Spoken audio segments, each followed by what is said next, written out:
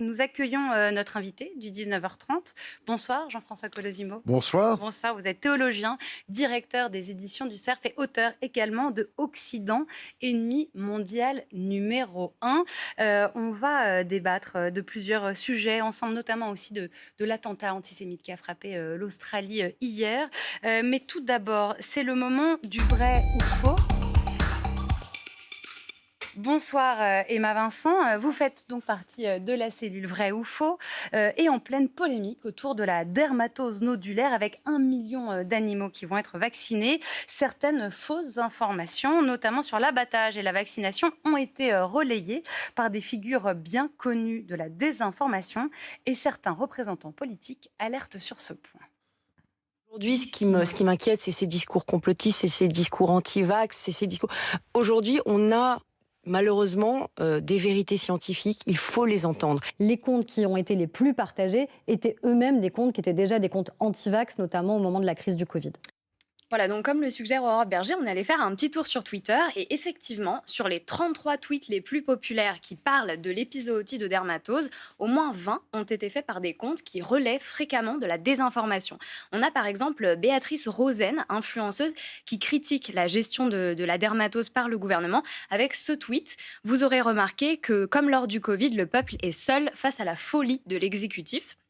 Cette influenceuse, elle avait explosé sur les réseaux sociaux en 2021, donc pendant la pandémie de Covid, grâce à ses prises de position, notamment contre le pass sanitaire. D'autres n'hésitent pas carrément à aller sur le terrain auprès des agriculteurs, comme l'influenceur Olivier Rohaut, alias Olive Olive. Regardez, il apparaît brièvement à côté d'un agriculteur sur BFM, c'était jeudi dans l'Ariège. Olive Olive aussi, il s'était fait connaître pendant le Covid, c'était un fervent opposant au pass sanitaire. On le voit ici dans un cortège en mars 2021, puis dans une autre manifestation un mois plus tard. Depuis, il a amassé près de 170 000 abonnés sur YouTube en réagissant régulièrement à l'actualité. Et son cheval de bataille cette semaine, c'est l'abattage des animaux dans les élevages touchés par la dermatose. Leur but, c'est de tuer des vaches qui sont saines, qui ne sont pas malades, qui ont été testées. Mais comme il y a eu une vache qui a été malade, qui n'est plus ici, qui n'est plus là, elle n'est plus là, cette vache qui est malade, eh bien on veut tuer les 220 qui sont derrière. Voilà, et c'est vrai que dans les deux contextes, que ce soit pendant l'épidémie de Covid ou aujourd'hui pendant l'épidémie de dermatose, Olive Olive, Béatrice Rosen et d'autres relaient souvent des informations qui vont à l'encontre du consensus scientifique. Donc là, on est en pleine désinformation, c'est ça ? Voilà, en fait, parmi les théories qui sont relayées par ces comptes et d'autres, on trouve l'idée que l'abattage systématique des élevages contaminés serait inutile.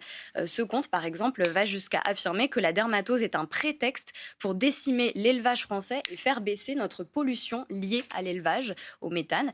Donc c'est utile de rappeler que la classification de la dermatose en catégorie A par la loi santé animale, comme une maladie à éradication immédiate, elle impose d'abattre tous les animaux d'un élevage dès lors qu'une seule vache est atteinte du virus.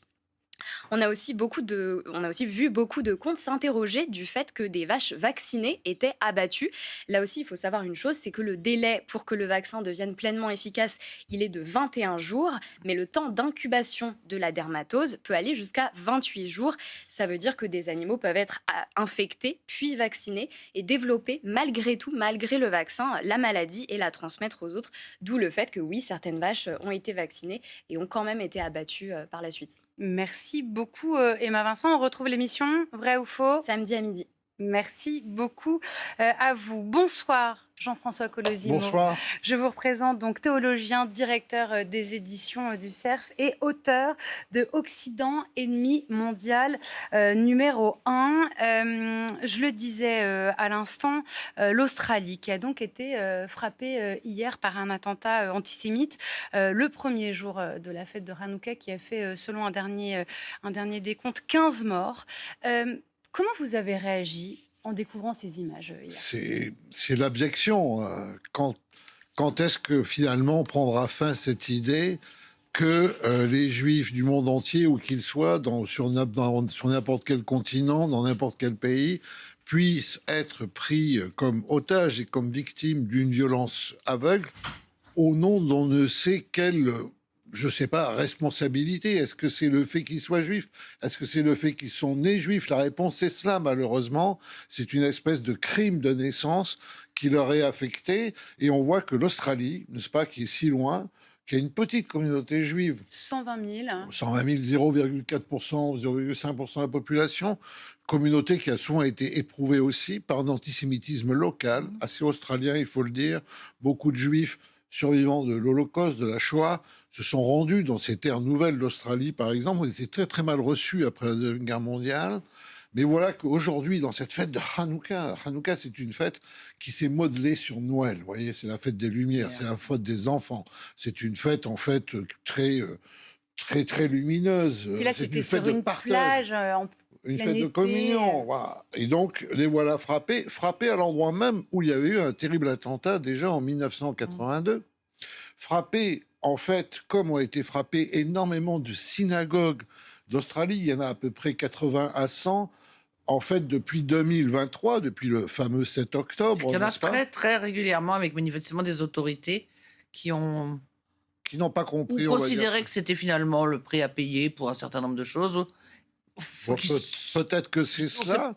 Ou c'est Et- de la négligence, ou c'est de la... Voilà. Mais en selon vous, attendant, le- le résultat est le même pour ces juifs d'Australie. Le qui sont- gouvernement australien, selon vous, a sous-estimé la menace qui pouvait peser sur la communauté juive. Clairement, parce que depuis 2023, en fait, si vous voulez, là, on va être tout à fait d'accord, hein, il y avait à peu près 500 actes antisémites par an avant 2023, ce qui est quand même plus d'une fois par jour. Mhm.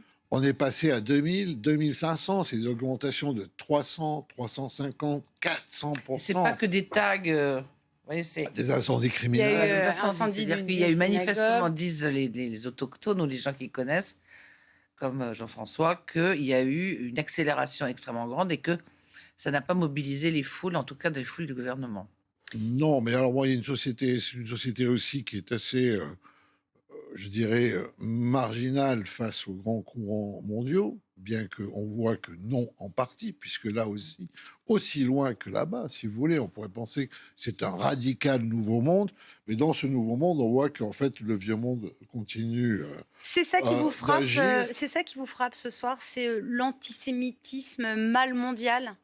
Mais c'est un mal L'Australie mondial. sur une plage, on n'imaginait pas forcément une attaque de ce type. À part qu'il y a une chose sur laquelle il faut absolument veiller, c'est que ce n'est pas le 7 octobre qui aurait déclenché cette vague Alors oui, justement. mondiale d'antisémitisme. Le 7 octobre a servi d'excuse à ceux qui en rêvaient depuis toujours. Donc cette présence antisémite, elle était planétaire depuis longtemps. En fait, simplement, depuis le Elle 7 était en octobre, sommeil. elle se déchaîne. C'est ça la vérité. Elle se déchaîne en prenant prétexte d'une forme d'idée de justice qui est proprement délirante. Encore une fois, et fort heureusement, et comment ça aurait pu être autrement d'ailleurs, après les attentats de 2015, que je sache, personne ne s'en est pris à nos compatriotes musulmans, les considérant responsables de je ne sais quoi. Lorsqu'il y a des massacres menés par des bonzes en Thaïlande de musulmans, parce que ça existe aussi, n'est-ce pas? On ne voit pas d'un coup qu'en Italie, on brûlerait les temples bouddhiques qui peuvent exister. Qu'est-ce que c'est que cette idée de responsabilité collective? Ce que vous voulez Et là, dire, on voit qu'on est au cœur de l'antisémitisme, je dirais essentiel, tel qu'il existe depuis toujours. pour bien vous comprendre, Jean-François Colosimo, ce que vous dites, c'est que depuis le 7 octobre, il y a une assimilation qui est faite entre être juif et la politique Israël de Benjamin Netanyahou. Absolument. bien Alors vous suivre déjà, dans ça votre va même un peu réflexion. loin que ça, puisque alors, c'est même entre la politique Netanyahou et tout Israélien et tout juif. Et finalement, je veux dire, on est véritablement dans une forme c'est même pas inacceptable, c'est totalement révoltant, c'est complètement abject, n'est-ce pas, que, je sais pas, un juif né en Australie, d'un coup, on puisse considérer légitime qu'on aille l'assassiner. Alors les gens diront, ben non, on considère pas ça légitime, Oui. mais il y aura toujours quelqu'un pour dire, mais tout de même, c'est ce mais tout de même qui est criminel. Mais vous avez entendu beaucoup de mais tout de même depuis hier. Je crois qu'il y en a qui peuvent être assez silencieux, mais je crois qu'on y reviendra toujours. Et je crois que lorsque d'un coup on incrimine les juifs pour dire les choses comme elles sont, parce qu'on incrimine les juifs, je dis bien les juifs de génocide, enfin, etc., on a une espèce de passion comme ça, de désignation collective, de diabolisation collective, on est effectivement dans une logique du pogrom, n'est-ce pas? Dans quelle autre logique est-on? Est-ce que vous considérez qu'il y a eu une évolution, puisque vous dites que là, ça ne s'est pas déclenché par le 7 octobre et que c'est une nouvelle façon, un paravent qu'on met pour justifier une forme d'antisémitisme qui a toujours existé. Est-ce que vous trouvez qu'idéologiquement, il change de nature? C'est-à-dire qu'on a entendu dans l'histoire de l'antisémitisme, il y avait le peuple déicide, il y a eu une certaine métamorphose. Est-ce que vous considérez qu'il change fondamentalement de nature au cours du 20e et début du 21e siècle? Alors, je crois qu'on a eu quelque chose qui est assez clair. C'est une greffe entre un certain islamisme et un certain gauchisme ultra. Ça s'est noué, on le sait, en Angleterre, entre des trotskistes et des militants religieux fondamentalistes, n'est-ce pas? Et en fait, c'est l'idée, finalement, il y a deux idées qui se chevauchent. Une idée qui est une assignation religieuse, l'autre qui est politique. Et c'est l'idée que, finalement, le juif serait l'ennemi essentiel de la mondialisation parce qu'il a une particularité qui est inassimilable, n'est-ce pas? Alors, il y a plusieurs formes de mondialisation. Il y a la mondialisation capitaliste, mais il y a aussi la mondialisation qui refuse la mondialisation, qui lutte contre la mondialisation, mais qui veut aussi une espèce de monde unifié. Dans ce monde unifié, le juif, en raison de sa singularité, fait tâche. Donc, en quelque sorte, il faut l'éliminer. Quelle meilleure manière de l'éliminer que d'aller dire qu'au fond, il fait pire que ce qui lui est arrivé au XXe siècle, qu'il fait pire au XXIe siècle que ce qui lui est arrivé au XXe siècle. Là, ce que vous désignez, c'est l'utilisation du terme de génocide. Cette nazification qui est tout à fait, je dirais, sidérante et qu'il faut absolument combattre. Pour bien vous comprendre, Jean-François Colosimo, ce que vous dénoncez, c'est l'utilisation du terme génocide dans ce qui est mené de la politique de Benyamin Netanyahou dans la bande de Gaza, qui fait aujourd'hui, qui est un terme sur lequel on s'interroge. Je pense qu'il est utilisé d'une certaine façon, oui, qui est une façon, je dirais, alors, génocide, d'abord, c'est aux autorités internationales d'en juger. 2, ce qu'est réellement un génocide, il y a des définitions. 3, si on veut à tout prix insister et utiliser ce terme, on ferait mieux de s'enquérir, en fait, de la manière dont il est légitime de l'utiliser, n'est-ce pas? Et ce que je vois, moi, c'est que je vois une espèce de passion dénonciatrice où on renverse en quelque sorte l'histoire. Il y a eu un génocide des Arméniens par les jeunes Turcs. Il y a eu un génocide des Juifs et des Tziganes par les nazis. Il y a eu un génocide des Khmers rouges sur leur propre peuple. Il y a eu un génocide au Rwanda. Là-dessus, personne ne viendra contester, je dirais, ces terribles abîmes, n'est-ce pas, dans lesquels nous contemplons une humanité complètement défigurée. Et pourquoi vous le contestez pour la politique de Benyamin Netanyahou dans la bande de Gaza? Parce que j'aimerais qu'on le prouve, n'est-ce pas? Un génocide, ça correspond à des critères qui sont très absolument... voilà. Est-ce qu'il y a un projet qui est totalement programmé, qui est industriel, qui vise à une éradication totale, du peuple etc. palestinien? Bon, encore une fois, il y a des tribunaux internationaux. Laissons-leur faire leur travail. Qu'est-ce que vous enfin, je n'ai pas dit qu'est-ce que vous proposez, mais est-ce que vous pensez que du côté des politiques, il faut bouger? Je m'explique. Vous allez parler de la Grande-Bretagne tout à l'heure. Ouais. Il y a eu Jeremy Corbyn, qui était donc un leader du Parti travailliste, qui a eu maille à partir avec un certain nombre d'associations, en considérant qu'il avait, parce qu'il avait traité une fois le Hamas et le Hezbollah de partis amis.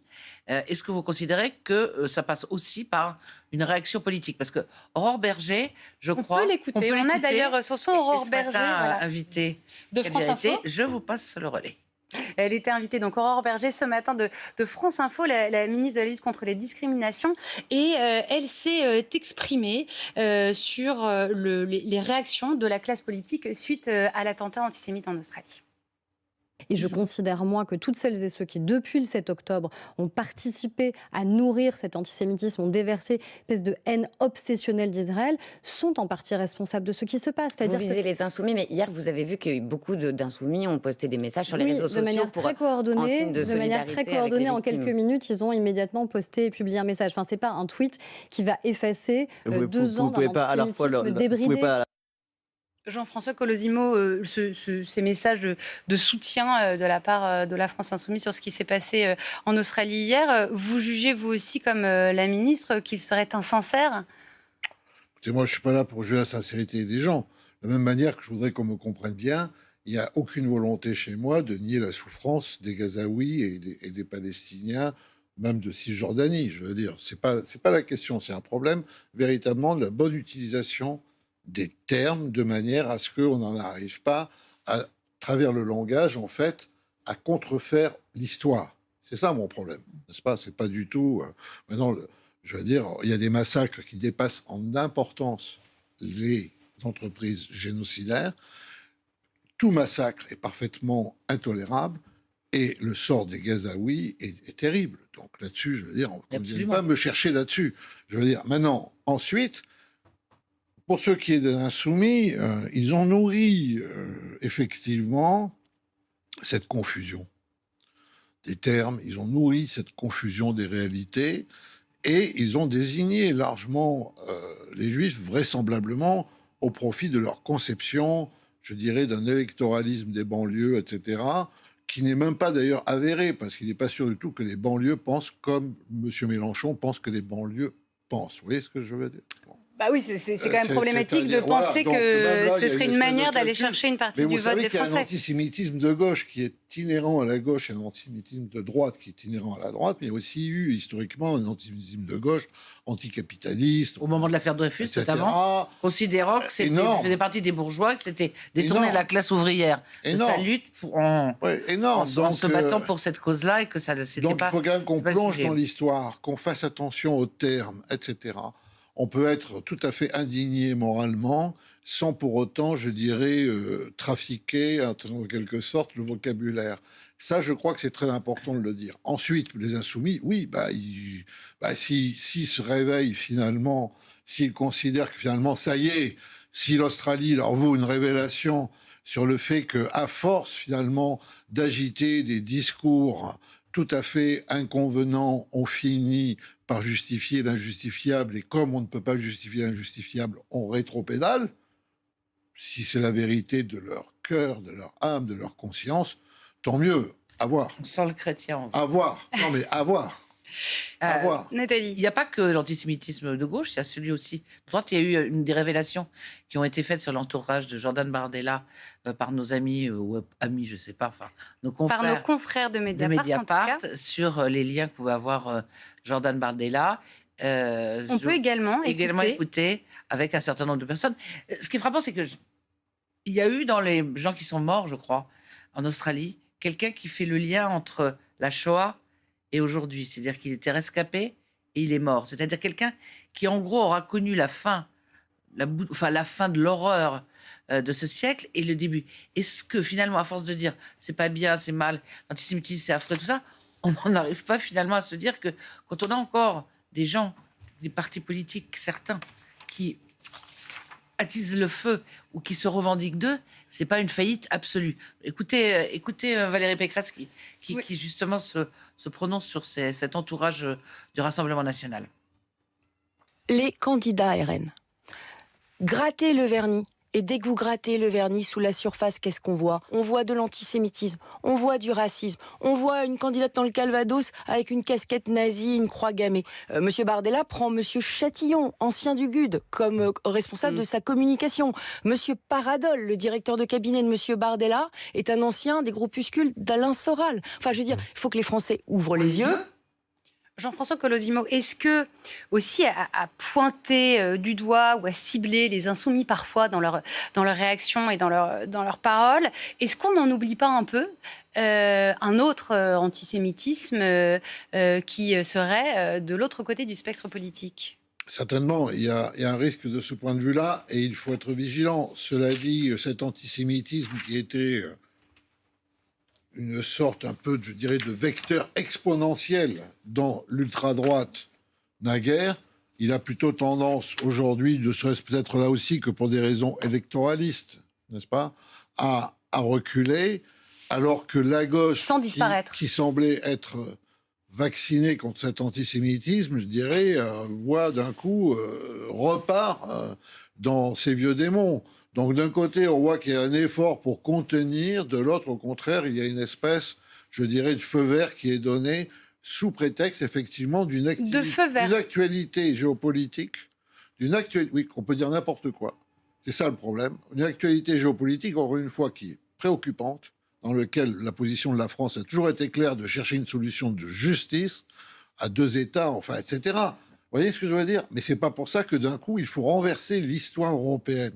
Or, l'histoire européenne, elle se décide aussi à la conscience européenne face à ce trou noir d'inhumanité que l'Europe a pu produire et qui s'appelle la Shoah. Donc, si vous n'avez pas de conscience de cela, vous n'êtes pas européen, vous avez une difficulté à l'être, parce que c'est quelque chose, c'est un tournant dans la conscience européenne, effectivement. Et c'est une part mais désormais insécable de la conscience européenne. À partir de ce moment-là, quand vous induisez des comparaisons qui sont infondées, vous, je dirais, diminuez l'unicité de ce phénomène et son importance pour notre conscience actuelle. C'est ça la question. Jean-François Colosimo, je voudrais qu'on aborde un sujet complètement différent qui est celui de l'Ukraine. Il y a des négociations qui sont menées en ce moment même en Allemagne. Emmanuel Macron a annoncé qu'il se rendrait à Berlin ce soir. Trump doit s'entretenir avec eux au téléphone. Est-ce que vous avez le sentiment qu'il y a une accélération peut-être ce soir? Elle est voulue, l'accélération. Maintenant, c'est à quel prix? On voit très bien ce qui se passe. Depuis le départ, de toute façon, moi je l'avais même écrit au mois d'août lors de la fameuse rencontre d'Alaska, etc. Donald Trump, tôt ou tard, finira par se résoudre en fait à faire la paix aux conditions de Poutine, qui lui n'a jamais varié, n'est-ce pas? Démilitarisation de l'Ukraine, annexion complète des territoires conquis, interdiction pour l'Ukraine d'entrer dans l'Europe, interdiction pour l'Ukraine d'entrer dans l'OTAN, et remplacement à Kiev, je dirais, de Zelensky par un gouvernement ami. Ce que vous dites avec l'objectif de mettre au pas l'Europe, au final. Et à la fin, de marquer la défaite morale de l'Europe.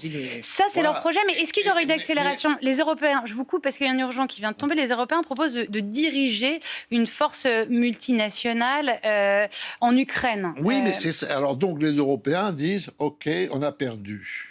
On a perdu parce qu'on n'avait pas les moyens, de toute façon, de gagner ou de faire gagner l'Ukraine. Mais qu'allons-nous faire pour essayer d'aménager ce sort? Vous voyez, c'est une espèce, les Européens ont une espèce de plaidoirie auprès de Trump. Ça ne peut pas être aux conditions totales de Poutine. Que pouvons-nous faire pour aménager les conditions de Poutine, pour garantir? Et comment pouvons-nous jouer un rôle? Alors là-dessus, les Européens sont-ils parfaitement unis? C'est une véritable question, n'est-ce pas? C'est un moindre mal, non? Quand même, ce qu'obtiennent les Européens. Oui, le fait de jouer un rôle sur notre continent, de nous réintroduire. Non, c'est même pas ça. C'est quand même, c'est d'éviter que ça puisse continuer, si vous voulez. Mais comme ce qui avait été obtenu au moment de la Géorgie. C'est-à-dire. Oui, mais ça pourra continuer. Bon, en plus, vous savez, là, si la paix se fait aux conditions de Poutine, il absorbe 24% du territoire ou 25% du territoire ukrainien, mais en fait, il avale 50 à 60% des richesses ukrainiennes. Donc l'Ukraine qui sera laissée de l'autre côté sera un pays dans d'immenses difficultés, même si on met beaucoup d'argent pour reconstruire cette partie-là. Il y a des populations annexées. Et puis le véritable problème qu'il y a derrière, c'est quand même ça, c'est que à travers cette paix, alors on sacrifie les Ukrainiens dans leur rêve de liberté qu'ils ont si courageusement défendu. Ils nous ont nous-mêmes réveillés. Ils nous ont même réveillés de ce point de vue-là. Mais on n'y pense jamais. On abandonne aussi les Russes à un délire obsidional, n'est-ce pas, que leur fabrique Poutine et ses spin doctors et ses relais médiatiques tous les jours, qui sont convaincus, ces Russes, n'est-ce pas, que nous voulons leur mort, que nous préparons une attaque nucléaire. Ils vivent dans une espèce de paranoïa totalement folle. Ils vont ensuite devoir enregistrer le coût humain de cette guerre, qui est quand même aussi énorme de leur côté, il est énorme du côté ukrainien, etc. Et ces Russes, que vont-ils faire demain? Poutine disparu, à qui se donneront-ils? Ouais, le problème, c'est que demain, il faudra réparer, en fait, il faudra se reconstruire l'Ukraine, mais il faudrait peut-être un jour pouvoir réparer la Russie mentalement, spirituellement. Est-ce notre rôle? Merci beaucoup Jean-François Colosimo d'avoir été avec nous ce soir. Je rappelle votre ouvrage Occident, ennemi mondial numéro 1. Et désormais, c'est l'heure des informés. Merci beaucoup et à demain.